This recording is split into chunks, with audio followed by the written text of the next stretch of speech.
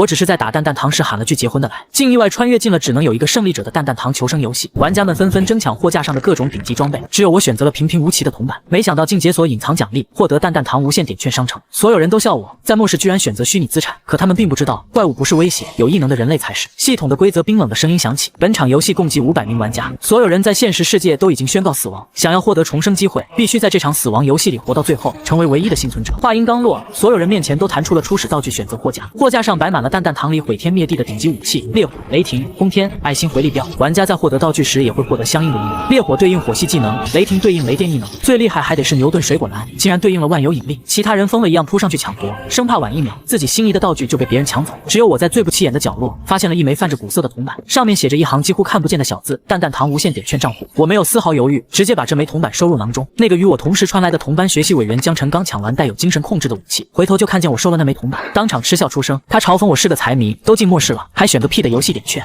周围的玩家也纷纷转过头看着我哄堂大笑，说我是个要钱不要命的傻子。他们都在笑我疯了，说末世里最没用的就是钱，可他们根本不知道这场游戏里最没用的从来都不是点券，而是他们抢破头的道具。能让我活着走出这场游戏的只有这蛋蛋堂里的无限点券。江晨还在围着选了爱心回力镖的校花苏婉晴献殷勤，苏婉晴娇滴滴的扬着下巴跟周围的人炫耀自己的道具有多无敌。她的道具似乎能获得所有生物的爱，甚至连怪物的爱都能获得，有这种 bug 神器想杀他有点难。我连眼皮都没抬一下，根本懒得跟他们废话，他们根本不知道我手里这枚点券铜板到底有多逆天。蛋蛋堂商城里的1级强化石对应的就是现实世界里纯度 99.99% 的顶级宝石，一颗1级强化石在现实世界里就能轻松卖出10亿的天价，而我有无限的点券能买无限的强化石。就在他们围着系统面板疯狂研究怎么提升异能等级的时候，我已经用一颗1级强化石在现实世界完成了交易，银行卡里瞬间到账10亿现金，不过10分钟我就成了真正的全球首富。当系统冰冷的电子音再次响起，给所有玩家下了最后通牒，玩家仅有1年的准备时间，1年之后死亡游戏正式开启。记住，这场游戏只有一个胜者，他们都在摩拳擦掌，准备用这1年的时间把自己的异能熟练度练到顶级，好应对1年后的末日。而我要用这1年的时间，用蛋蛋堂的无限点券打造一个无人能攻破的末日堡垒，把整个世界都变成我的猎场。我用强化石换来的钱在世界地图上翻了整整3天，终于找到了大西洋上的一座孤岛。这座岛大小适中，地质稳定，还有一处天然屏蔽，十分符合我修建机场和港口的所有要求。我豪掷20亿直接全款买下了这座岛，给它取名叫魔鬼岛，一个只有魔鬼才能活下去的岛屿。对外我宣称自己要做高端私人定制项目，签下了10艘特大邮轮，并找来全球最顶级的建筑团队，跟所有高管都签了最高级别的保密协议。他们连魔鬼岛的具体位置都查不到。为了防止魔鬼岛被卫星定位，我提前在蛋蛋堂商城里买了几十件隐身技能卷轴，并拆出了里面的隐身宝珠，给整个岛屿的地面堡垒都做了全方位伪装。从卫星上看，这里就是一片无人的荒海，根本看不到任何建筑，但这些都只是我放出去的烟雾弹。我真正的底牌是藏在地下100米深的终极堡垒。我在蛋蛋堂商城里扫空了所有等级的防御道具，用分解蘑菇盾牌得到的顶级材料打造了5米厚的堡垒墙体。别说普通的炸弹和武器，就算是蛋蛋堂极品加12武器正面轰击都别想撼动它分毫，任何生化武器也不可能入侵进来。为了解决能源问题，我在商城购买了太阳手链，给太阳能发电站功能。我还建造了有12个独立分仓的地下掩体，就算有1、2个分仓出了问题，剩下的分仓也能保证我正常生活。3个分仓用了航天级生态仓，能种蔬菜、养鱼、养鸡；2个分仓囤了够我吃20年的食物、药品、纯净水。剩下的分仓里，卧室、厨房、餐厅、娱乐室、健身房、医疗室一应俱全。建筑团队的工程师对我的疯狂工程有疑虑，没关系，我直接砸钱打赏，钱到位了，他们立刻闭上嘴干活，比谁都卖力。我的钱花不完，根本花不完。他们还在出租屋里对着空气练习道具给予的异能，连一口饱饭都要算计着吃。而我已经在蛋蛋堂商城里买了一整套的真系列顶级武器，还有能实现空间传送的无限纸飞机。他们都以为我是个只会花钱的废物，却不知道我已经用蛋蛋堂的道具把整个世界都变成了我的猎场，而他们全都是我圈养的猎物。1年后的末世会让他们知道什么叫真正的降维打击。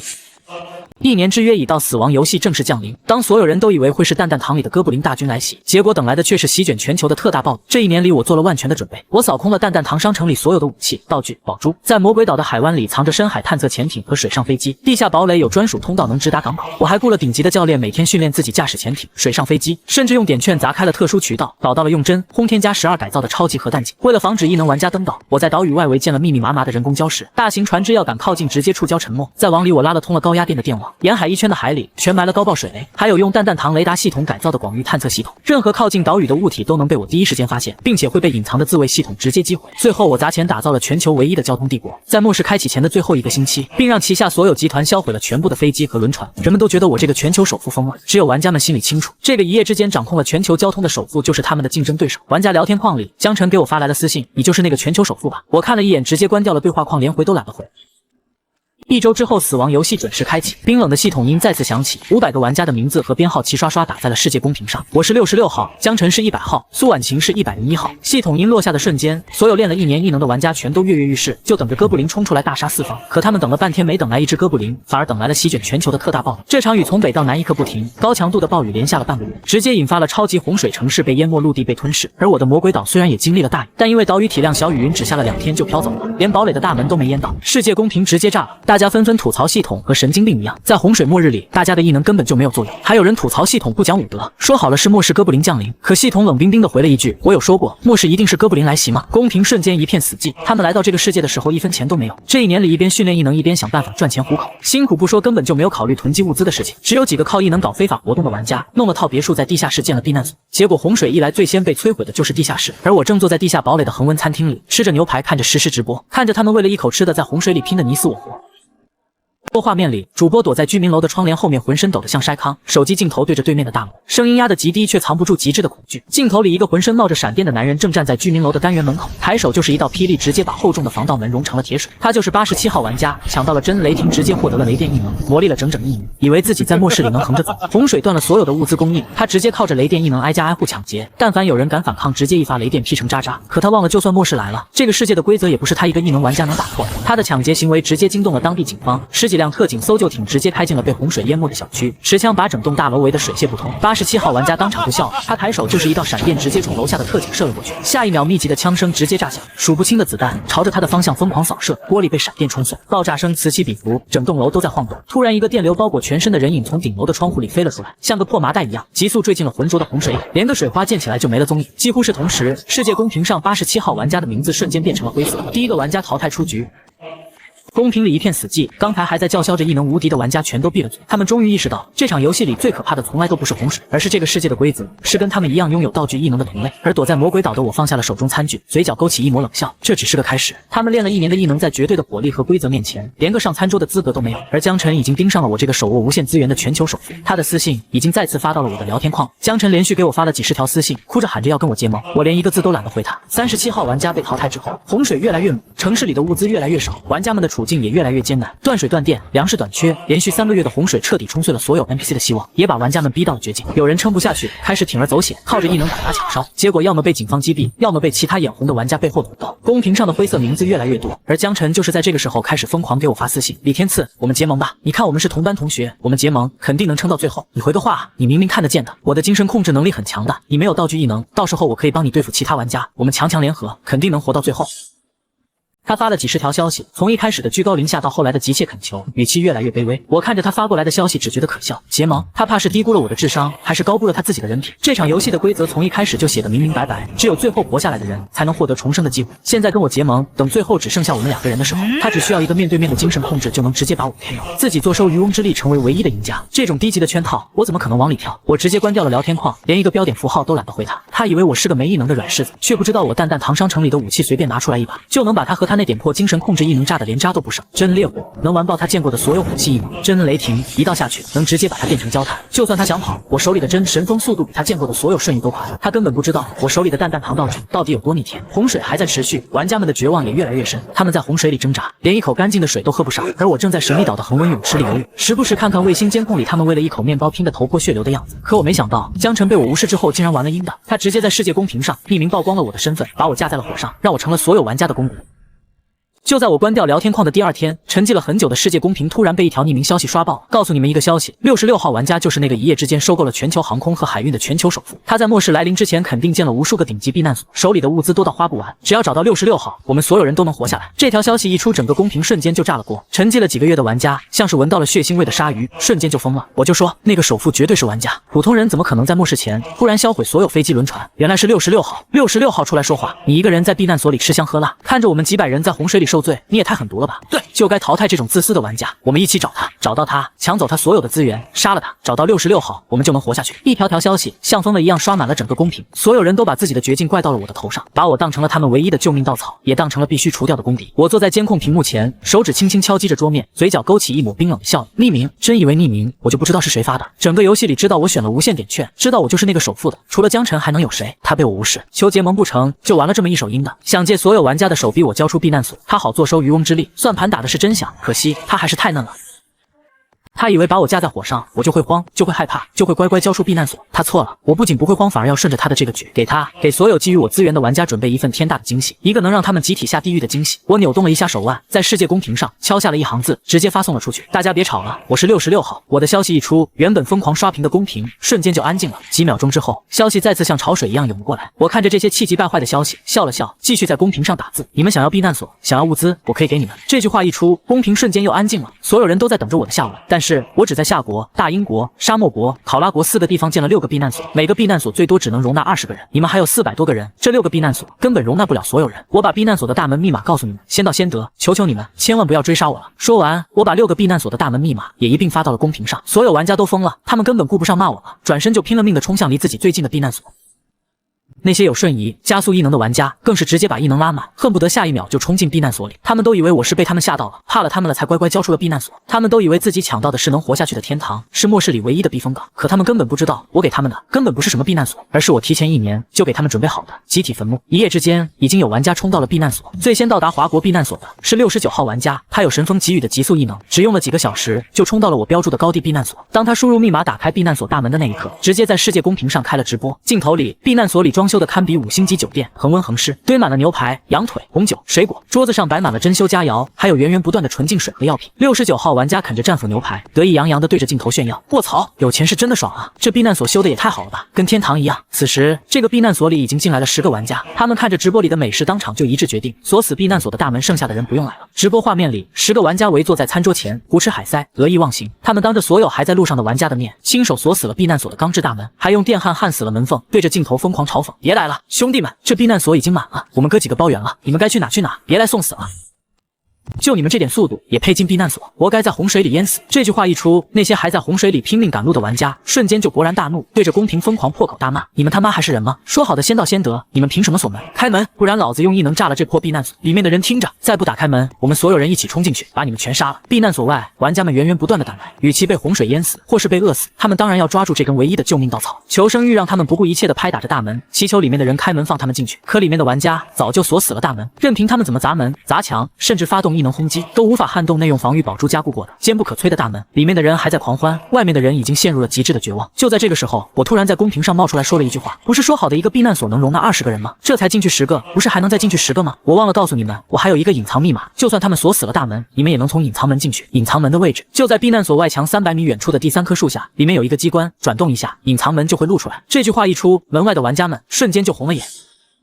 他们疯了一样冲向那棵枯树，果然找到了那个旋转机关，用力一转，古朴的墙壁上真的出现了一道漆黑的隐藏门。玩家们争先恐后的往前冲，为了那能活下去的名额拼了命的往前挤，生怕自己晚一步名额就被别人抢光了。就在这个时候，一个看似柔弱的女生眼看跑在最后，突然她凭借道具远古竹枪，竟然瞬间生出无数箭竹，疯狂地刺向前面的人群，瞬间就绊倒了一大片玩家。她为了一个名额，直接对刚刚的同伴下了死手。可她没想到，拥有牛头怪道具的玩家觉醒了蛮牛之力，反手就一拳轰碎了他的箭竹，猛然跃至跟前，直接捏断了他的脖子。为了活下去，他们彻底撕下了最后一层伪装，露出了最原始、最丑陋的獠牙。一个又一个玩家倒在了避难所的门前，公屏上的灰色名字飞速上涨。此刻他们才终于明白，系统给他们的异能从来都不是用来对付怪物的，而是让他们自相残杀的。当最后的求生名额被抢光，隐藏门自动锁死的那一刻，6个避难所全部满员，里面的116个玩家终于松了一口气，以为自己抢到了活下去的船票，再次开启了狂欢。他们在避难所里喝着红酒，吃着美食，嘲讽着门外那些没能进来的玩家，做着自己能活到最后的美梦。他们根本不知道，死亡已经悄悄降临到了他们的头上。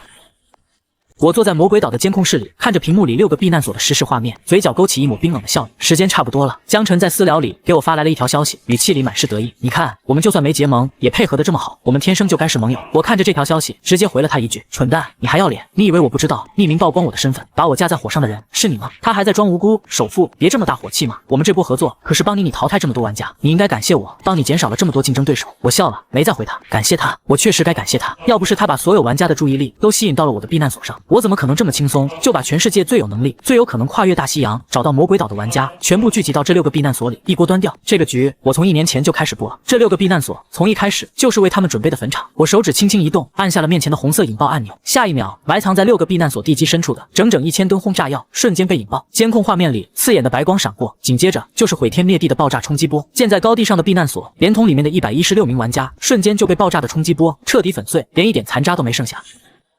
几乎是同时，世界公屏上玩家的名字疯狂地变成灰色，密密麻麻刷满了整个屏幕。爆炸结束，公屏上的玩家数量直接锐减近一半，整整116名玩家被我一锅端全部淘汰出局。私聊框里，江晨隔了足足10分钟才给我发来了一条消息，语气里满是掩饰不住的惊恐。我小瞧你了，我笑着回了他一句：谢谢你的助攻，不然我真的很难把这么多玩家一次性聚集到一起。他们到死都不知道自己抢了一辈子的避难所，最终成了埋葬自己的坟墓。而就在这个时候，冰冷的系统音突然在我耳边响起：恭喜66号玩家李天赐成为本轮歼敌最多的玩家，可获得一个额外奖励，期待你的后续亮眼表现。看到这个奖励的时候，我忍不住笑出了声。看吧，这个末世从来都是弱肉强食，而他们连当我对手的资格都没有。雨水总有停的一天，而真正的游戏现在才刚刚开始。洪水整整持续了4个月，终于渐渐退去，被淹没了4个月的土地重新露了出来，太阳重新升起，照在满目疮痍的大地上。剩下的91个玩家全都松了一口气，以为这场灾难终于结束了。他们在洪水里挣扎了4个月，死里逃生，终于能踏上陆地，都以为自己闯过了最难的一关。可他们没想到，这只是噩梦的开始。冰冷的系统音再次响彻在所有玩家的耳边。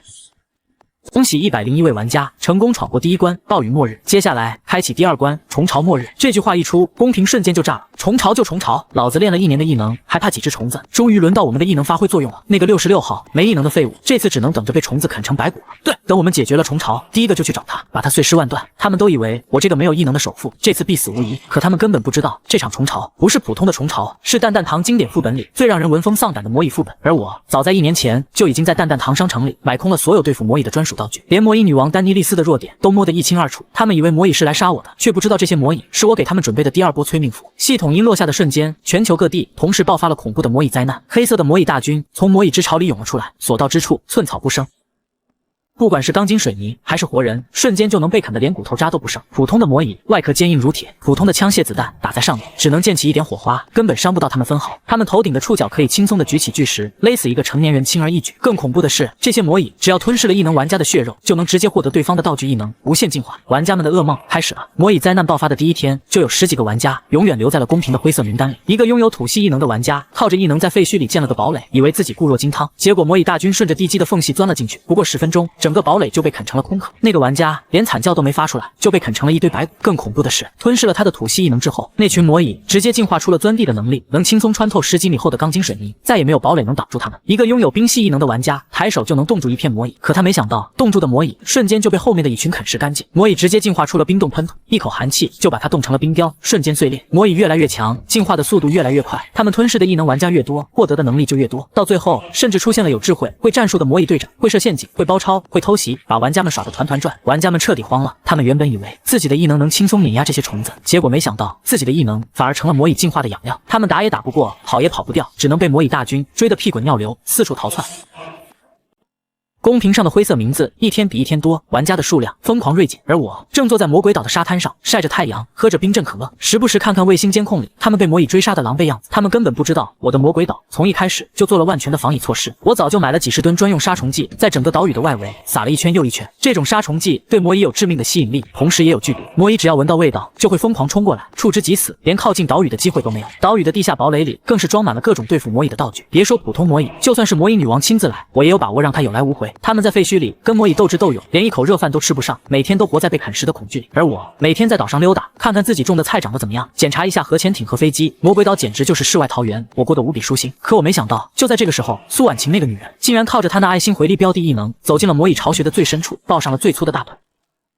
魔蚁灾难爆发半个月后，玩家的数量已经锐减到了50个人，而苏婉晴这个选了爱心回力标道具的校花，不仅没死，反而活得风生水起。我通过卫星监控看到，她靠着自己的异能，竟然让那些见人就啃的魔蚁不仅不攻击她，反而还会给她送来食物和水，把她当成女王一样保护起来。她一路靠着这个异能，穿过了层层魔蚁大军，走进了魔蚁巢穴的最深处，见到了魔蚁副本的终极 BOSS 魔蚁女王。魔蚁女王是整个魔蚁大军的掌控者，她吞噬了10几个异能玩家，已经进化出了接近人类的智慧和外形。她住进了魔蚁女王的巢穴里，有整个魔蚁大军保护她，有吃不完的食物，喝不完的水，根本不用面对洪水，也不用面对魔蚁的追杀，过得比所有玩家都舒坦。而他做的第一件事就是给我发来了私信，语气里满是炫耀和挑衅。李天赐，当初我给你机会让你分我点物资，你还拒绝我，现在你后悔了吧？没有异能，魔蚁末世你根本活不下去，整个星球只有魔蚁能活下去，而我也会跟着活下去，你将会为当初拒绝我后悔终生。洪水末日里，他就靠着这个获得爱的异能，轻而易举地获取他接触过人的所有物，一路靠着别人的照顾和宠爱，心安理得地抢占了其他人生存的机会。现在他又抱上了魔蚁女王的大腿，以为自己能靠着魔蚁女王最后成为唯一的胜者。他太天真了，真以为抱上了魔蚁女王就高枕无忧了。既然他这么喜欢跟魔蚁女王待在一起，那我就送他们一起上西天。苏婉晴的挑衅我根本没放在心上。现在游戏里剩下的30个玩家已经形成了3大势力，3足鼎立，互相制衡，而他们所有人的底细我都一清二楚。第一个势力就是江辰掌控的雇佣军组织。洪水退去之后，江辰靠着他的精神控制异能，一步步控制了雇佣军基地的高层，最终掌控了整个雇佣军组织，手里有强大的武器库、固若金汤的军事基地，还有数不清的士兵和武器，是3大势力里最强大的一个。第二个势力就是魔蚁女王和苏婉晴掌控的魔蚁大军。魔蚁女王靠着吞噬异能玩家越来越强，魔蚁大军遍布全球，数量无穷无尽，就算是雇佣军的火力也很难彻底消灭他们，是整个世界最大的威胁。第三个势力就是赵烈掌控的黑手会势力。赵烈是128号玩家，早在末世爆发前，他就进入了世界上最混乱的国家，靠着从牛顿水果篮获得的万有引力异能，收复了当地最大的黑手会。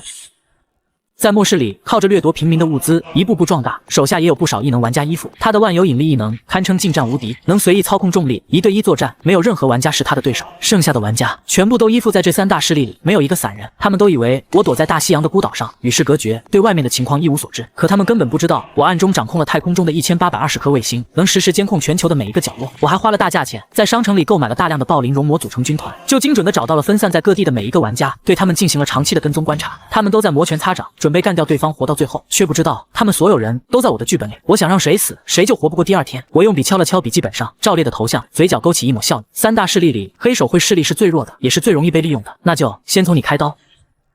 而就在这个时候，冰冷的系统音再次响起，第3关末日正式降临。恭喜30位玩家成功闯过第2关末日虫巢，接下来开启第3关冰川时代。系统音落下的瞬间，整个星球的气温开始以肉眼可见的速度疯狂下降。不过半天的时间，全球气温就骤降到了零下60度。一场前所未有的超强暴雪连续下了几天几夜，席卷了整个星球，连我身处热带的魔鬼岛都受到了严重的影响。鹅毛大的暴雪覆盖了整个魔鬼岛，地面上的电网被暴雪直接压垮，风能和潮汐能发电厂也遭受了重创。但我一点都不慌，因为我的地下堡垒里装了从蛋蛋堂商城里买来的顶级宝珠，不管外面零下多少度，堡垒里永远都是25度的恒温，四季如春。真雷霆也在永不停歇的运转，保证整个堡垒的电力供应永不断电。我在堡垒里吃着火锅，看着外面的漫天暴雪，无比惬意。可外面的玩家就没这么好运了，冰河天气席卷全球，陆地被厚厚的冰层覆盖，电力系统全面瘫痪，没有了热源，普通人在外面不到10分钟就会被直接冻成冰雕，人们大批量的冻死，玩家们就算有异能护体，也扛不住这极致的低温，更何况他们早就没有了过冬的物资，连一口热饭都吃不上，只能缩在废墟里。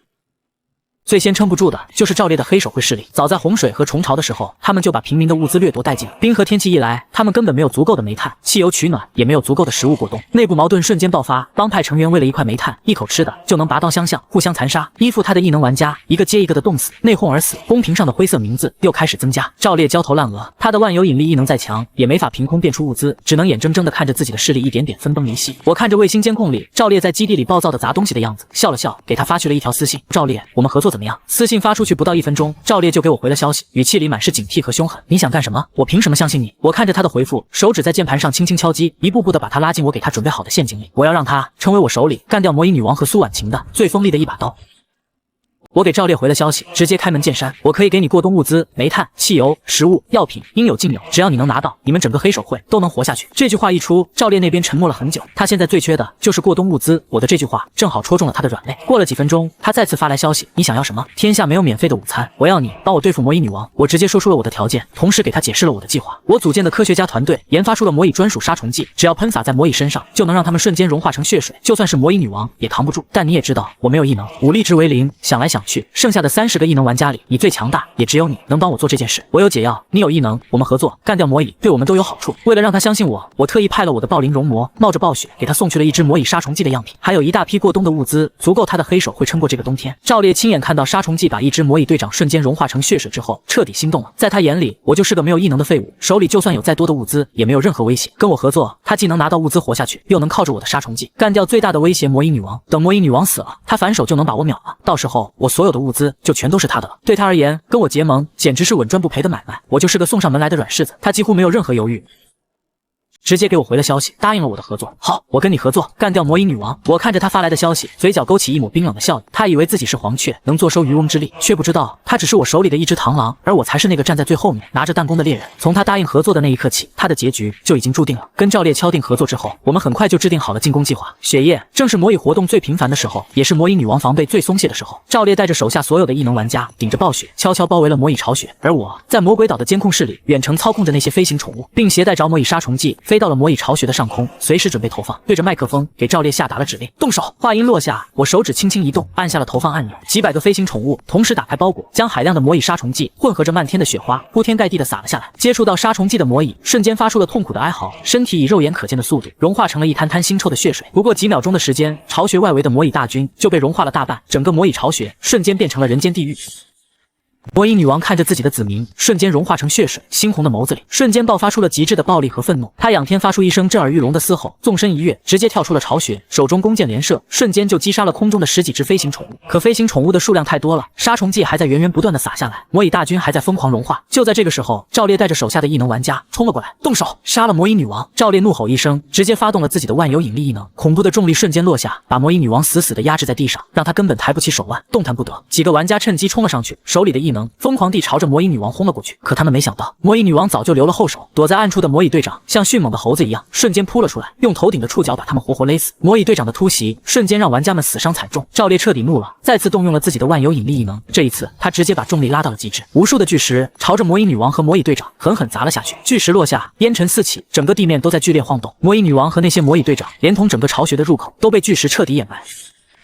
站在巢穴阳台的苏婉晴看着这一幕，捂着脸发出了一声凄厉的惨叫。赵烈冷哼一声，动了动手指，苏婉晴脚下的露台瞬间被引力撕扯崩塌。苏婉晴尖叫着从10几米高的露台上摔了下去。就在她即将摔在地上粉身碎骨的瞬间，被巨石掩埋的魔蚁女王突然从残垣断壁中一跃而起，稳稳地接住了下坠的苏婉晴，把她紧紧护在了怀里。就算被巨石砸得遍体鳞伤，就算身中剧毒，她的第一反应还是保护苏婉晴。可她没想到，就在她接住苏婉晴的瞬间，她的一只手突然喷薄出无数黑色的细丝，像钢针一样瞬间束缚住了不远处的赵烈。赵烈脸色大变，他根本没想到魔蚁女王吞噬了这么多异能玩家，竟然还藏着束缚异能。魔蚁女王轻轻一拉，恐怖的力量瞬间传来，赵烈的身躯瞬间被细丝切割，碎裂成了一块块。可魔蚁女王没料到，赵烈早就抱着必死的决心，在自己的身上藏满了魔蚁杀虫剂，细丝划破了他身上的药包，漫天的杀虫剂混合着风雪，瞬间包围了魔蚁女王。魔蚁女王发出了一声痛苦到极致的嘶吼，她的身体以肉眼可见的速度开始融化。她怀里的苏婉晴看着她一点点融化，吓得魂飞魄散，一把推开了她，尖叫着骂道：“恶心，滚开，别碰我！”魔蚁女王猩红的眸子里瞬间露出了极致的受伤和不敢置信。她到死都在保护的女人，在她最脆弱的时候给了她最致命的一刀。下一秒，她彻底融化成了一滩腥臭的血水，死在了漫天的风雪里。魔蚁巢穴瞬间变成了一片瓦砾废墟。苏婉晴吓得浑身发抖，连滚带爬的拼命往远处跑去，只想逃离这个地狱。可她根本不知道，我早就通过卫星给她规划好了逃跑路线。她慌不择路的跑着，脚下一滑，直接摔进了一个10几米深的冰窟里，咔嚓一声摔断了双腿，刺骨的寒气瞬间包裹了她。她拼命的呼救，可这荒无人烟的冰原上根本没有人会来救她。这一次再也没有魔蚁女王会跳下来救她了。几个小时后，她被活活冻死在了冰窟里，变成了一座冰雕。我坐在监控室里，拿着笔在笔记本上把他们的号码一一划去。现在整个游戏里，我只剩下了最后一个对手，那个掌控着雇佣军组织，从一开始就想置我于死地的江晨。整个游戏里只剩下了我和江晨手下的几个玩家。江晨这个选了精神控制异能，从一开始就嘲讽我、算计我的伪君子，也成了我最后的对手。他也很清楚，这场游戏只剩下了我们2个人，不是他死就是我亡。李天赐，别躲了，游戏到现在就剩我们了。你不过就是有点臭钱，可我有导弹，有航空母舰，有军用飞机，就算你躲到天涯海角，我也会找到你，把你从你的乌龟壳里揪出来。这场游戏的胜者只能是我。整个世界的人都死得差不多了，再也没有人能约束他。他掌控着整个雇佣军的所有火力，以为自己已经胜券在握，可他不知道，我根本就不怕他。我看着他在公屏上的叫嚣，笑了笑，回了他一根中指。我太了解他的精神控制异能了，这个异能虽然强，能控制人类和低阶怪物，可他有一个致命的弱点，必须面对面才能施展。只要我躲在地下堡垒里不跟他见面，他的精神控制异能就算再强，也根本伤不到我分毫。更何况我的地下堡垒是用蛋蛋堂顶级防御道具打造的，别说他的导弹，就算是核弹都能扛下来。他以为我是个只会躲在堡垒里的缩头乌龟，却不知道我早就给他准备好了最终的坟墓，而他正一步步的自己走进我给他挖好的陷阱里。他在公屏上叫嚣了半天，见我只回了一根中指，彻底被激怒了。他直接做出了一个疯狂的决定，他要动用手里的所有导弹，对我的魔鬼岛进行全覆盖式的狂轰滥炸。他要把我的魔鬼岛连同我的堡垒一起炸成飞灰。江晨说到做到，就在他宣战的第2天，数颗洲际导弹带着尖锐的破空声从雇佣军基地发射，朝着我的魔鬼岛急速飞来。我的雷达探测系统第一时间就捕捉到了导弹的轨迹，警报声瞬间响彻了整个地下堡垒。可我一点都不慌，甚至端起了桌上的咖啡，慢悠悠地喝了一口。数颗导弹精准地落在了魔鬼岛上，惊天动地的爆炸声瞬间响起，刺眼的白光闪过，整个岛屿都在剧烈晃动，导弹爆炸的冲击波席卷了整个岛屿，地面上的电网、礁石瞬间被炸成了碎片，整个魔鬼岛的表面被巨大的尘烟覆盖。江晨坐在雇佣军基地的指挥室里，看着卫星画面里魔鬼岛被轰炸的样子，得意的哈哈大笑。他以为这一轮轰炸下来，我就算躲在地下堡垒里，也肯定被炸死了。他立刻看向世界公屏，等着我的名字变成灰色。可他等了半天，公屏上我的名字依旧亮得刺眼，连一点要按下去的迹象都没有。他脸上的笑容瞬间僵住了，不可能，绝对不可能！我的导弹就算是地下几十米的堡垒也能炸穿，他怎么可能还活着？江晨彻底疯了，他怎么也想不通，我到底是怎么扛住他的导弹轰炸的。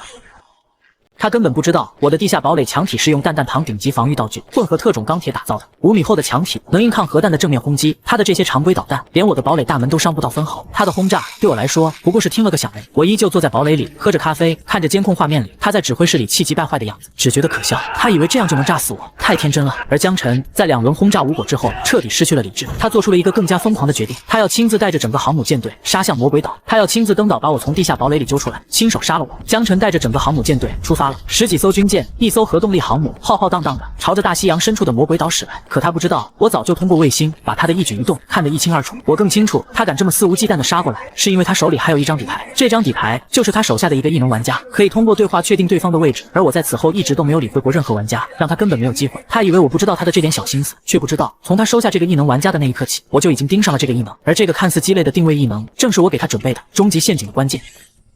新年到了，漫天的暴雪还在下，冰河天气席卷着整个星球，全世界的人都在冰天雪地里挣扎求生，连一口热饭都吃不上。只有我在地下堡垒的餐厅里摆了满满一桌子的可口饭菜，看着末世爆发前的娱乐综艺，吃得不亦乐乎。可吃着吃着，我看着窗外的漫天风雪，心里还是忍不住泛起了一阵酸涩。现实世界里的我已经死了，我的爸爸妈妈知道我死了的消息，该有多伤心啊！就算我在这个末日游戏里过得再舒坦，拥有再多的财富，再坚固的堡垒，也比不上现实世界里那个有爸爸妈妈在的家。我必须回去，我一定要成为唯一的胜者，活着回到现实世界，回到爸爸妈妈的身边。想到这里，我拿起手机，对着满桌子的饭菜，还有身后的地下堡垒，拍了一张照片。照片里我坐在餐桌前，身后是堡垒里的标志性建筑。我看着这张照片，嘴角勾起一抹笑意，直接把它发给了江晨。他欣喜若狂，以为我终于露了马脚，以为自己抓到了我的命脉。可他根本不知道，这张照片是我故意拍给他的。我就是要让他定位到魔鬼岛的位置，就是要让他带着所有的兵力来魔鬼岛找我，因为只有这样，他才能踏进我给他准备的终极陷阱里。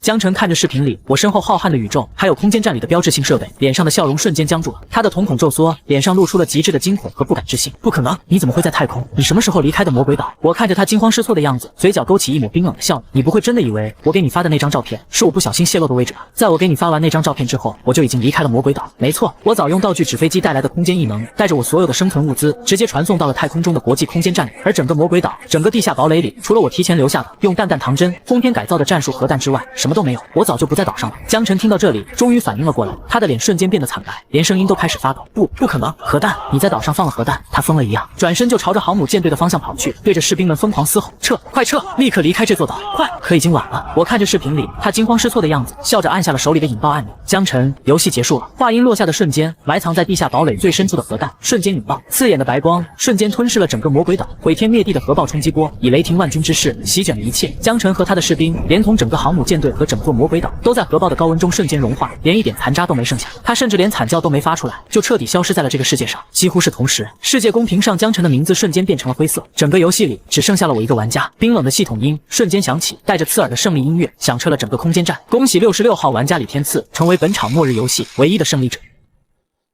系统的传送倒计时在耳畔响到了最后1秒，我纵身跃入那片刺眼的白光里，满脑子都是爸爸妈妈的笑脸，想着推开家门就能闻到妈妈做的红烧肉，爸爸会笑着接过我手里的包，问我这趟出去玩的开不开心。我甚至已经想好了要怎么跟他们解释我消失的这1年多，可预想中的温暖没有到来，取而代之的是比末日游戏里核弹爆炸更强烈的空间撕裂感。我的五脏六腑都像是被一只无形的手狠狠攥住，骨头缝里都透着钻心的疼。耳边的系统音不再是那道冰冷机械的电子音，取而代之的是一道古老神圣却又带着无尽疲惫的女声，像跨越了千万年的时光落在我的耳边。恭喜试炼者李天赐通过前置生存试炼，成功激活弹弹膛勇者凭证，正式进入选召者序列。我猛地睁开眼，入目所及是被战火焚烧的焦黑的土地，地面上布满了密密麻麻的弹坑，断壁残垣之间插着无数断裂的弓箭、炸裂的炮弹壳，还有几具早已冰冷的带着尖耳朵的人形尸体。远处的天空被恶龙的吐息染成了血红色，厚重的乌云压在头顶，连风里都带着硫磺和血腥的味道。我的大脑一片空白，整个人僵在原地。怎么回事？我不是通关了末日游戏，获得了重生的机会，应该回到现实世界了吗？这里是哪里？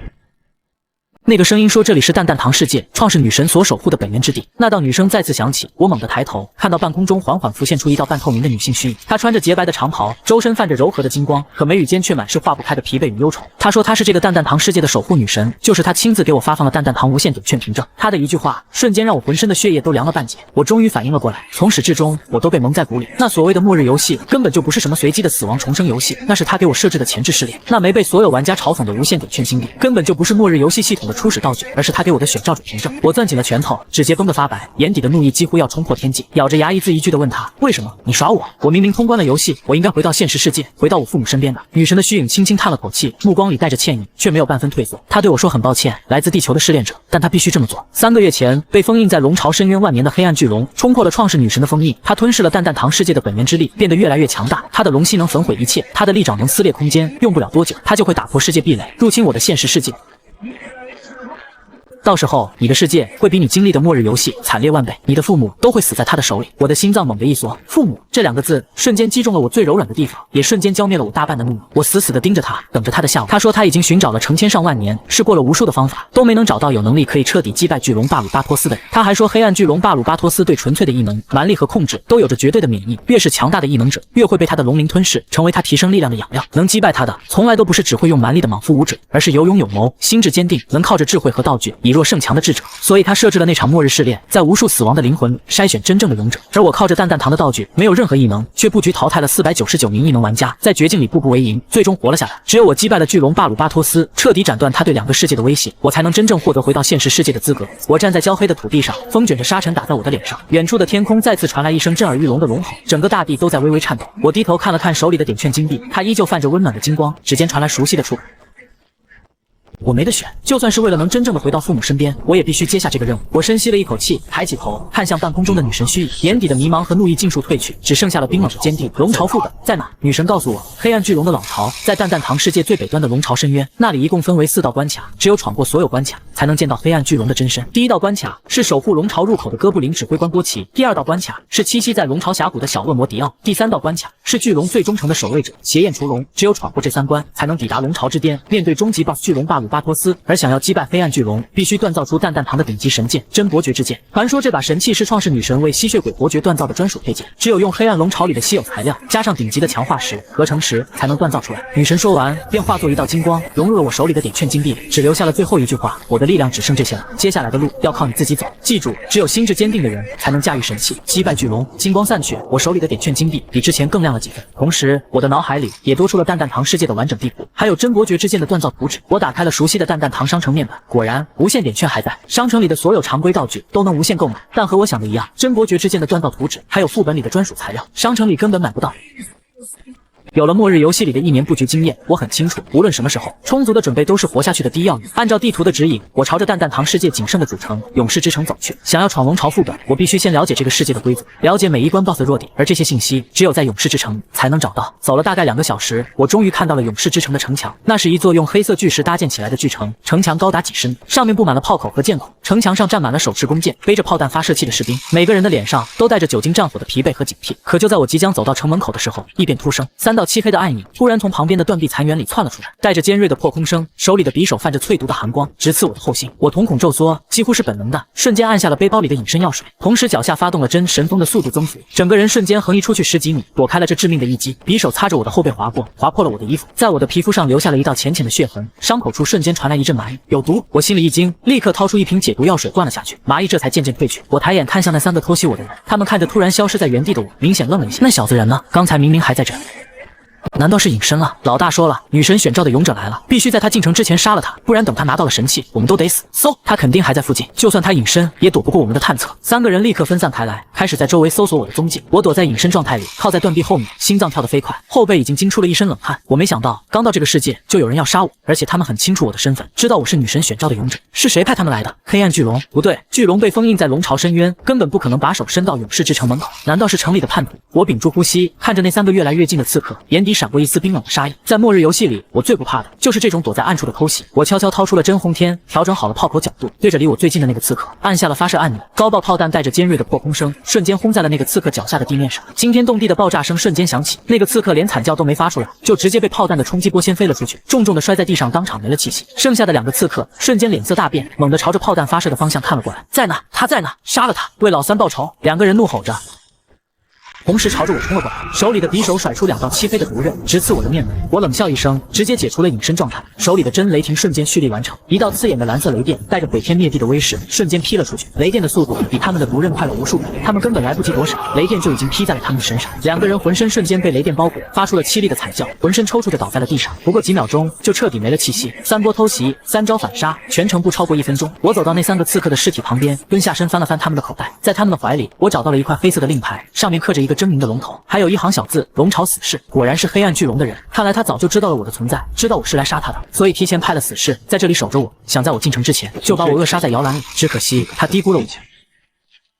就在我收起令牌准备进城的时候，城墙上突然传来了一声清脆的女声，带着警惕和惊讶：你到底是什么人？你怎么会有蛋蛋堂的制式武器，还杀了巨龙派遣过来刺杀的死士？我猛地抬头看向城墙，只见城墙的箭楼上站着一个女生，她手里握着一把精致的长弓，紧紧地盯着我。她的身上带着久经沙场的凌厉气息，手里的长弓一看就不是凡品，剑尖上泛着淡淡的蓝光，显然是淬了专门对付哥布林的药水。我看着她缓缓举起了双手，示意自己没有恶意。我叫李天赐，是女神选召来击败巨龙霸鲁巴托斯的。这句话一出，城墙上的女生瞳孔猛地一缩，她盯着我看了足足半分钟，似乎在判断我有没有说谎，随即对着城门口的士兵喊了一声：开城门，放他进来。沉重的巨石城门缓缓打开了，女生带着10几个士兵从城里走了出来，走到我的面前，上下打量了我好几遍，目光最终落在了我手里的点券金币上，眼神里的警惕终于褪去了几分，取而代之的是一丝难以置信的激动。我点了点头，把刚刚拿到的龙巢死士令牌递给了他。刚到城门口，就遇到了这3个家伙偷袭，应该是黑暗巨龙派来杀我的。女生接过令牌，看到上面的龙头标记，瞬间咬了咬牙，眼底闪过一丝刻骨的恨意，手里的长弓攥得咯吱作响。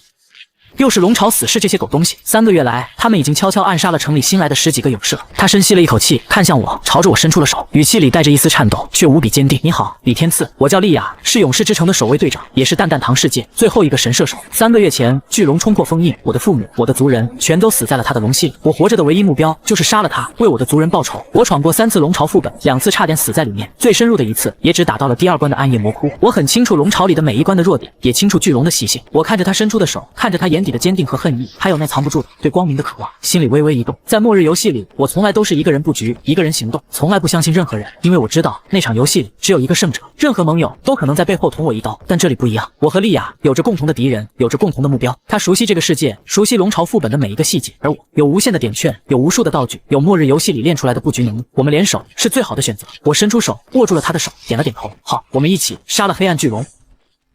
我跟着莉亚穿过城门洞，墙壁上全是抓痕和胶痕，有些地方还嵌着没拔出来的箭头。2个士兵正轮流站岗，他们身形虚浮，显然很久没睡过完整一觉。莉亚抬头看他们一眼，没有喊他们休息，因为她知道这座城已经没有多余的人手。我从他们身边经过时，其中一个士兵忽然攥紧长枪，他没有向我行礼，只是用很小的声音说：拜托了。这3个字比任何欢迎都沉。城门后的士兵看着我，有的眼神怀疑，有的眼神期待，还有人手里的长枪都在抖。我能听见他们压低的议论：女神的凭证真的出现了吗？莉亚却没有再犹豫，她转身对所有人说：从现在起，我是她的同伴。那一刻，我身后的城门缓缓合上，前方不再是一条人的生路，而是一整座城的赌局。莉亚带我进城，可眼前的勇士之城根本不是主城，更像一座被火啃过的废墟。街边全是断墙，孩子缩在墙角，手里还攥着短弓，士兵胳膊缠着绷带，却还在补城墙。老人推着矿石，脚步发颤也不肯停。莉亚低声告诉我，3个月前这里有几10万人，现在只剩不到1万人。巨龙带着哥布林大军血洗了整个世界，活下来的人全挤在这座残城里，城墙破了补，补了又破，每一道裂缝里都像嵌着人命。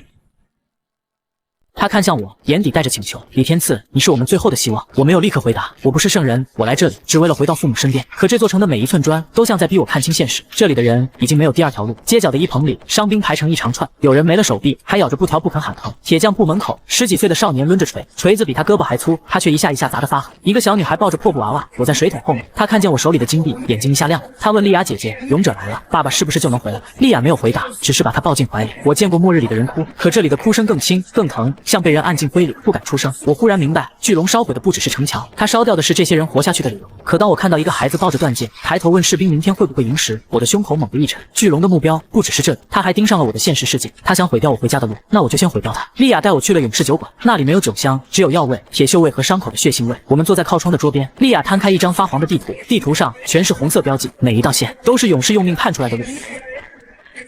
龙巢深渊有4关，第1关是哥布林指挥官波奇，波奇开着一辆云铁战车，车身刀枪不入，正面主炮能轰塌城墙，两侧还有上百挺机炮，炮火铺开，连一只鸟都飞不过去。莉亚指向车尾，那里有一个红色散热口，里面藏着动力核心，那是他唯一的弱点。可战车一直移动，周围还围着炮手，正常人想打中那里难如登天，可我偏偏最擅长把不可能算成一条弹道。在末日游戏里，我练了一整年的风速、角度和落点，只要目标露出1寸，我就能把炮弹塞进去。第2关是恶魔领主迪奥，他藏在暗夜魔窟里，手里有一把噬魂镰刀，他最可怕的不是攻击，而是能把人关进石棺，封住技能、背包和道具。我越听越觉得后背发冷，因为这种技能专门克制依赖道具的人。我的无限点券再多，一旦背包打不开，就跟没有一样。迪奥显然不是靠强杀取胜，他要先剥掉你的选择，再剥掉你的呼吸。这类敌人最阴，他不急着赢，他喜欢看人一点点绝望。他还能把目标随机传进石牢，队友看不见，声音也传不出来。石棺1分钟不破，里面的尖刺就会合拢，人只能听着自己的心跳被黑暗吞掉。莉亚说到这里，手指猛地攥紧，他上次就亲眼看着队友被困死。我看着地图上的石牢标记，心里反而定了，因为我有无限纸飞机，石牢再深也挡不住空间传送。他的绝招在别人眼里是绝路，在我这里只是换个落点。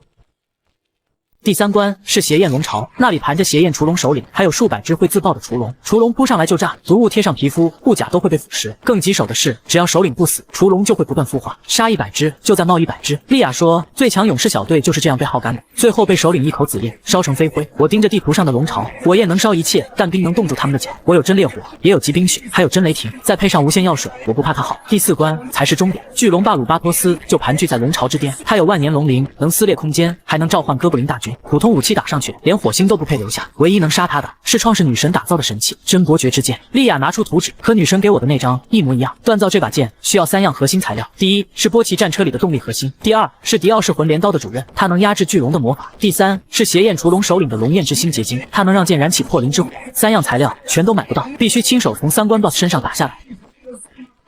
我收起图纸，心里已经排好了路线，先拆战车，再斩恶魔，最后取龙心。我抬头看向莉亚，她的指尖还在颤，却没有移开视线。她把地图边角压平，露出几处被血糊住的标记，每一个叉号旁边都写着一个名字。她说，那些是没能回来的勇士，有人死在炮火里，有人死在石棺里，还有人连遗物都没留下。我看着那些名字，背脊一点点绷紧。对我来说，这是攻略路线；对他来说，这是坟场。每一关都埋着他认识的人。他又翻出一页旧记录，上面写着波奇战车的移动规律，还有迪奥石棺出现前的半秒黑影。我一页页看下去，发现这些记录并不完整，有些字写到一半就断了，墨迹旁边拖着血线。莉亚说，很多人是在撤回城里的路上，撑着最后一口气写下这些东西。他们知道自己活不成了，就把看见的弱点留下来，哪怕只是一句话，也可能救下下一个人。我忽然不敢把这张地图当成道具，它更像一封很长的遗书。莉亚用指尖敲了敲第1关旁边的黑点，那是波奇主炮的最远射程。她说，主炮打出来不是普通炮弹，而是带兵器减速，人被命中后身体会僵住，接着被机炮打成碎片。第2关旁边则画着无数小棺材，每一口棺材都对应一个失踪勇士。第3关的标记最少，不是因为简单，而是能看见第3关的人几乎没人活着回来。地图最上方的龙巢之边只画了一片黑。莉亚说，那里没有记录，因为没人真正站到巨龙面前。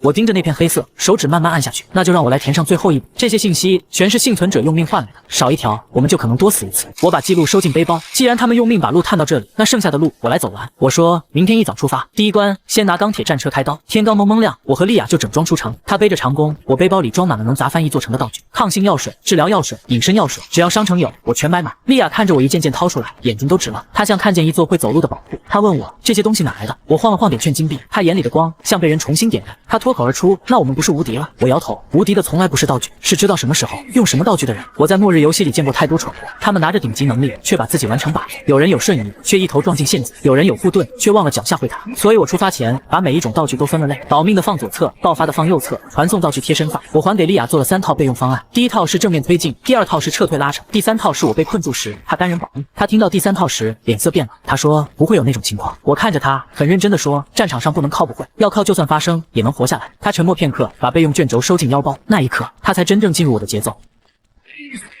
我们出城前，托尼的学徒送来2匹战马，马鬃雪白，4蹄绑着青甲。莉亚摸了摸马背，低声说：“城里已经很久没把最好的东西给活人用了，因为大家都怕送出去就回不来。”我把1瓶速度增幅药水喂给战马，白马喷出热气，眼睛一下亮起来。我告诉莉亚，今天送出去的东西都会带着胜利回来。她翻身上马，长弓贴在背后，晨光照在她肩胛上，像一小片没被黑云盖住的天。治疗药水分成3批，自己1批，莉亚1批，备用1批。隐身药水不多说，直接挂在腰间，因为被伏击的时候1秒钟都不能翻背包。莉亚看我整理的像打仗，慢慢也收起了兴奋。她知道无限点券不是狂妄的理由，她只是让我有资格把每一步都算到极致。我们骑上白色战马，朝北方的龙巢深渊狂奔。越往北，空气越像被烧焦，青草变成黑土，河水泛着臭味，天空压着厚厚乌云，风里全是硫磺和血腥。远处的吼声像有人用铁钩刮着耳膜。黄昏时，我们抵达峡谷入口，那道裂口又长又深，像巨龙一爪撕开的伤口，两侧岩壁挂满黑洞，洞里传来哥布林的喘息声。入口处插满断剑和断矛，骨头斑埋在灰里，像在提醒后来者别再往前走。莉亚握紧长弓，她说3次闯龙巢，她都是从这里进去。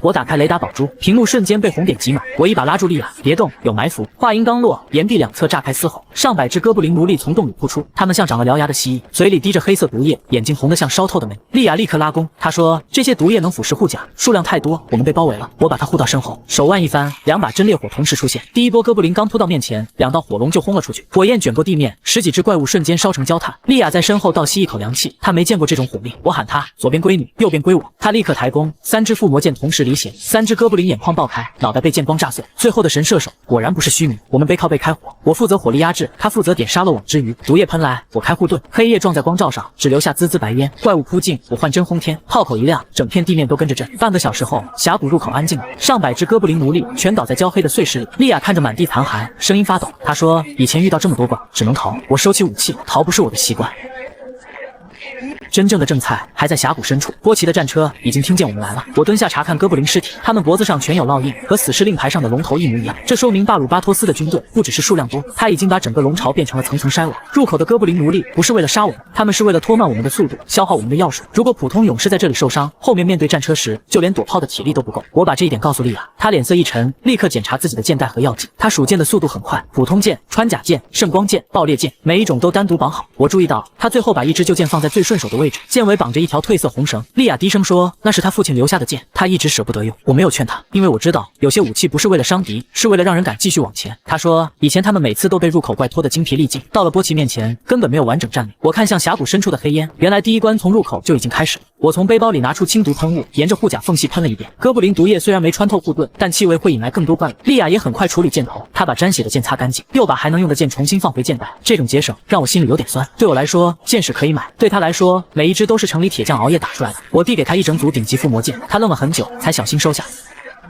他说等这场仗结束，他要把这些剑交给城里的孩子看，告诉他们勇士的剑也可以这么亮。我们继续往里走，地面开始震，远处传来钢铁碾压岩石的声音。10分钟后，一片开阔地出现在眼前，钢铁战车像一座移动堡垒横在峡谷中央。波奇戴着海盗帽站在战车顶部，他挥着指挥刀，尖叫着让炮手瞄准我们。战车10几米高，几十米长，车身全是黑洞洞的炮口，正面主炮还挂着焦黑痕迹。莉亚压低声音，看到尾部红色散热口了吗？动力核心就在那里。我看了一眼，车尾被层层守卫挡住，战车还在不停移动。普通人确实打不中，但在我眼里，他的路线已经变成一串数字，风向、距离、速度、角度，50度45分，够了。哥布林守卫发现了我们，下一秒炮火像暴雨一样砸来，我抓住莉亚，护盾瞬间撑起，脚下速度增幅一开，我们滚到巨石后方，炮弹轰在原地，炸出一个大坑，碎石擦着莉亚脸颊飞过，留下一道细细血痕。她脸色发白，她说上次就是这种火力，一轮就炸没半队人。我盯着战车，嘴角压下去，火力吗？不过是辆会叫的铁棺材。我贴上满级力量宝珠，又拍上暴击符文，真轰天炮声亮起橙红光，战车还在推进，履带碾碎地面，像要把整座峡谷压平。炮口每转动1寸，空气都紧1分。我没有立刻开炮，因为散热口只会在战车转向时入出最稳定的角度。波奇很狡猾，他总让车尾贴着岩壁，普通弹道根本绕不过去。可峡谷风从左后方吹来，只要炮弹带一点偏移，就能借风钻进散热口。这一炮不是靠运气，是把他的傲慢、地形和风一起算进去。我告诉莉亚，等我数3声，你去吸火力，把所有炮口都拉到你那边。她没有犹豫，她说交给我，我可是神射手。3、2、1，她从巨石后冲出，长弓拉满，10几只附魔剑齐射，战车正面几挺机炮当场炸烂。波奇气得跳脚，所有炮口瞬间掉头，炮弹追着莉亚炸，她在硝烟里翻滚，剑光一次次切开飞雾。莉亚冲出去吸引火力时，我的心脏也跟着猛跳，她的身影在炮火间穿梭，几次差点被冲击波掀翻，有一枚冰弹贴着她脚边爆开，地面瞬间结霜，她的速度明显慢了一拍。我知道不能再等，战车转向到下一秒，散热口就会缩回岩壁痛，我屏住呼吸，手指压在扳机上，整个世界像被拉成一根线，线头尽头就是那个红点。炮口一抬，战车尾部已经被我锁死。就是现在，我装入最高级穿甲弹，真轰天对准车尾红点，炮声炸开，穿甲弹穿过炮火缝隙，像一根烧红的钉子，直接钻进散热口。轰的一声，战车内部爆出红光，波奇的惨叫隔着云铁都听得清清楚楚。发动机停了，散热口喷出黑烟，整个车身开始抽搐。守卫们转头发现了我，怒吼着扑来。我左右开弓，2道真烈火直接封路，火海吞过哥布林，他们连第2步都迈不出来。下一秒，战车内部连续爆炸，云铁外壳被炸得4分5裂，波奇和他的钢铁堡垒一起变成废体。第1关破了，莉亚冲过来，眼睛红得发亮。她说：“我们真的打爆了钢铁战车，等残骸彻底熄火，我才走进黑烟，每一步都踩在发烫的铁片上，靴底冒着白烟。我走进残骸，忍着热浪翻出一个拳头大的红色晶体，战车动力核心到手，第1样材料拿下。但峡谷更深处已经传来恶魔的笑声，那笑声像湿冷的手贴着后颈往下爬。第2关迪奥正在等我。”